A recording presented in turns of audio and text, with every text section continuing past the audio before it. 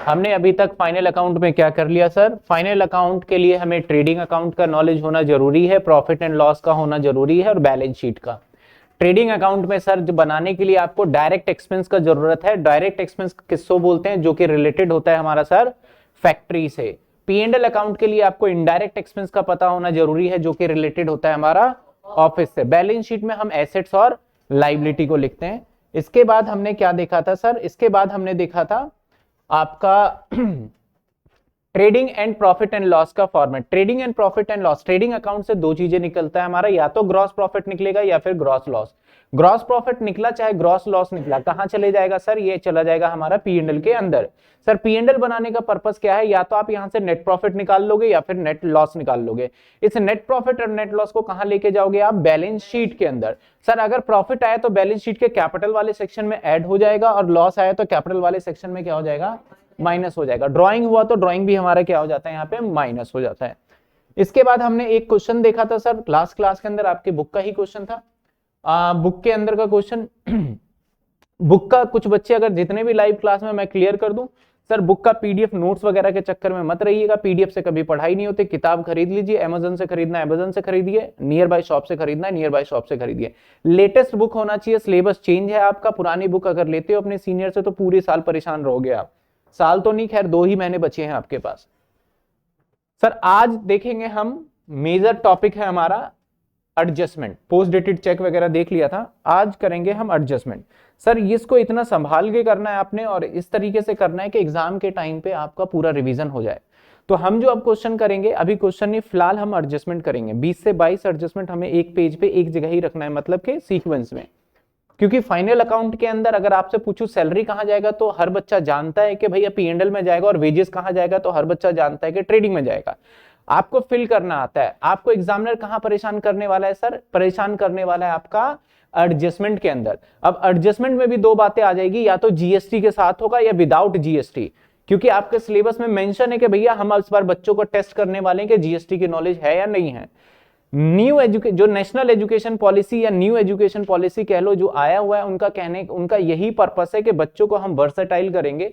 यानी उनका एजुकेशन इस तरीके से हम एक्सपेंड करने वाले कि उसको हर चीज की नॉलेज दी जाए। तो जो स्कूल का माहौल था सर वो बिल्कुल अलग था, और कॉलेज का माहौल बिल्कुल अलग होने वाला है पढ़ने में। तो चलिए स्टार्ट कर लेते हैं हम एडजस्टमेंट। Adjustment number 1।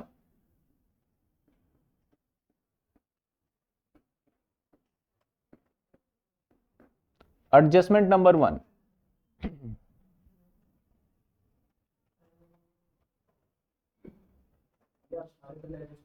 बिल्कुल। मैं एडजस्टमेंट कराने का, देखो पढ़ने का तरीका क्या रहेगा। अगर मैं क्वेश्चन नंबर 1 करा दूं, 1 तो वैसे 1 और 2 में तो कुछ नहीं था, 3 4 करा लूं, वहां 4 एडजस्टमेंट। तो जितने एडजस्टमेंट मैं करा दूंगा उससे रिलेटेड अगर कोई क्वेश्चन देखेगा तो पहले हम क्वेश्चन प्रैक्टिस कर लेंगे, फिर आगे एडजस्टमेंट पे कैरी फॉरवर्ड करेंगे। ऐसा नहीं करने वाला कि मैं पहले 20 एडजस्टमेंट करा दूं। नहीं, अगर मान लो 4 एडजस्टमेंट कराया और मुझे लगा कि 4 एडजस्टमेंट इस क्वेश्चन को करने के लिए कैपेबल हो जाएंगे, तो फिर हम पहले वो क्वेश्चन करेंगे, फिर हम जाएंगे किस पे? 5वें एडजस्टमेंट पे। चलिए सर, एडजस्टमेंट नंबर 1 हमारा होगा किस चीज पे होगा सर? स्टॉक के ऊपर, और basically closing stock. Closing stock.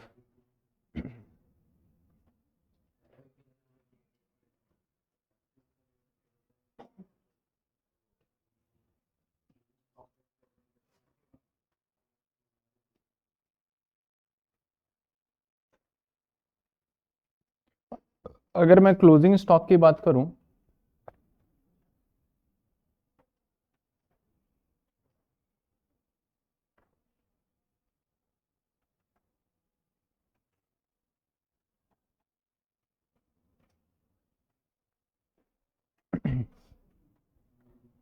सबसे पहले एक कॉन्सेप्ट समझ लेते हैं, what is adjustment. Sir what is adjustment, ठीक है, पहले समझ लेते हैं फिर अप्लाई करेंगे। ये हमने बनाया ट्रायल बैलेंस। अब आप सबको पता होना चाहिए सर, जो ट्रायल बैलेंस बन रहा है वो कहां से बन रहा होगा। ये हमने बनाया ट्रायल बैलेंस, ठीक है ना।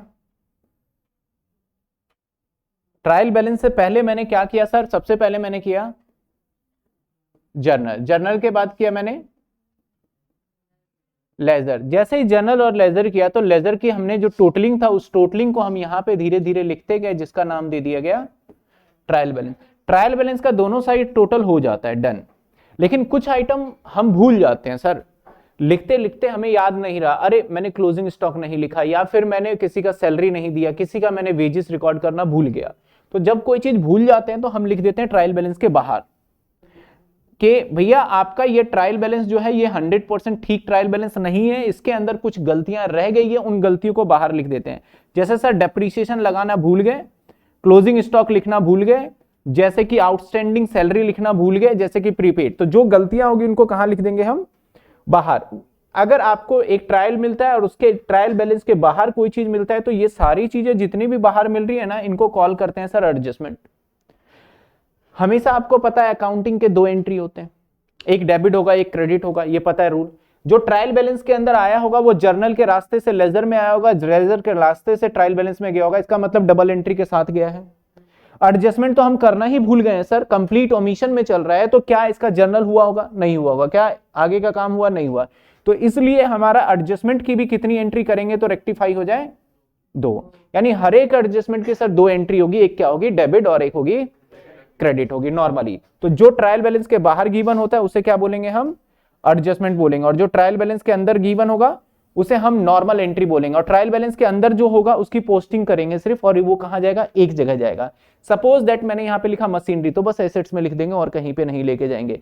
लेकिन अगर यहां लिखा machinery purchase but omitted to recorded, तो उसकी 2 एंट्री होगी, एक तो मशीनरी में भी जाएगा और एक लाइबिलिटी में भी जाएगा। तो हम धीरे धीरे सारी चीजें सीख लेंगे। तो एडजस्टमेंट पता चल गया। तो इसी तरीके से हमारा क्या है पहला पॉइंट, क्लोजिंग स्टॉक।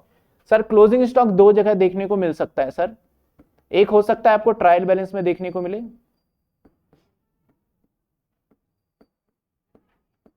और हो सकता है आपको कहां देखने को मिले, एडजस्टमेंट में।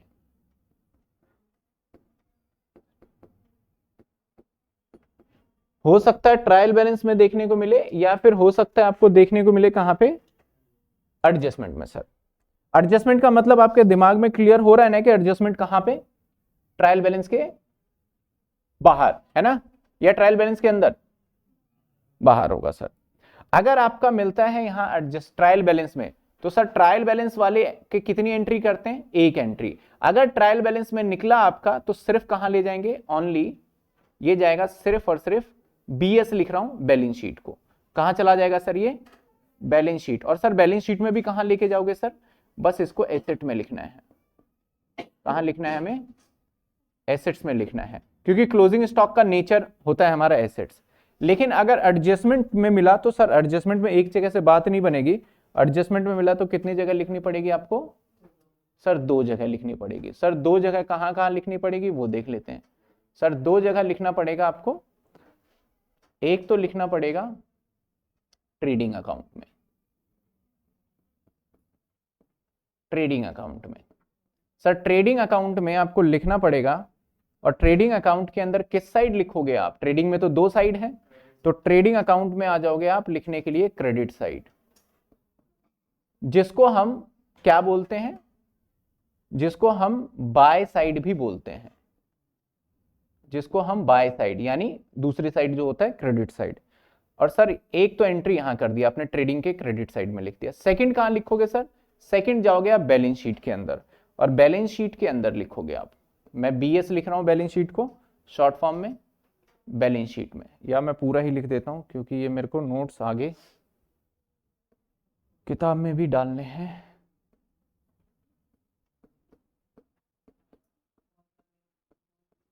बैलेंस शीट में ये आ जाएगा, बैलेंस शीट में।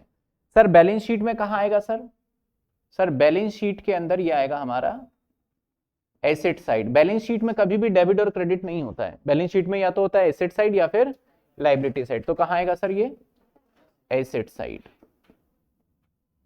सर बैलेंस शीट के एसेट साइड आपने लिख देना है। एग्जामिनर आपका एक और आपके साथ, एग्जामिनर अगर आपका क्लोजिंग स्टॉक गिवन है ट्रायल में तो कहां ले जाएंगे, सिर्फ और सिर्फ बैलेंस शीट में, कहानी खत्म।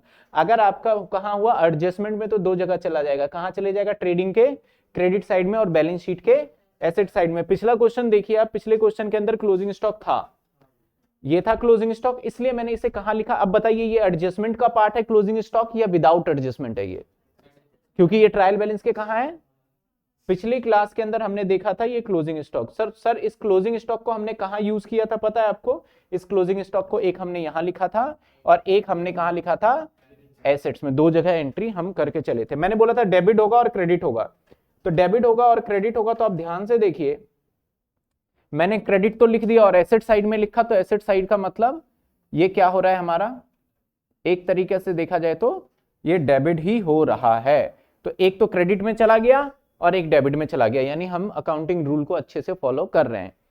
समस्या तब आती है, नोट, प्रॉब्लम तब क्रिएट हो जाता है हमारा जब आपको क्लोजिंग स्टॉक का दो वैल्यू गिवन है, when market value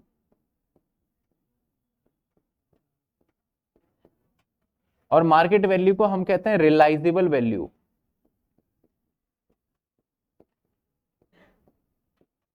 when market value या फिर रियलाइजेबल वैल्यू एंड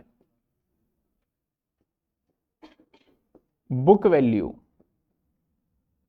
या फिर हम बोल सकते हैं cost price, both are given.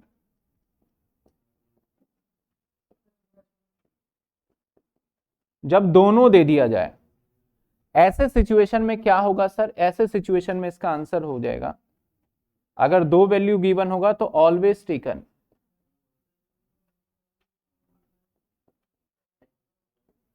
always taken whichever is lower as per accounting standard 2। Example देखिए सर, मान लो क्लोजिंग स्टॉक आपको एडजस्टमेंट में गिवन है, भले ही एडजस्टमेंट में गिवन हो चाहे आपका ट्रायल में गिवन हो, क्लोजिंग स्टॉक गिवन है आपका, मान लेते हैं क्लोजिंग स्टॉक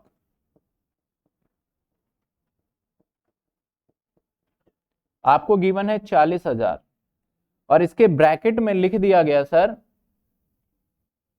मार्केट प्राइस, जिसको मैं एमवी बोल रहा हूं, ठीक है, मार्केट वैल्यू बोल दो या मार्केट प्राइस, मार्केट प्राइस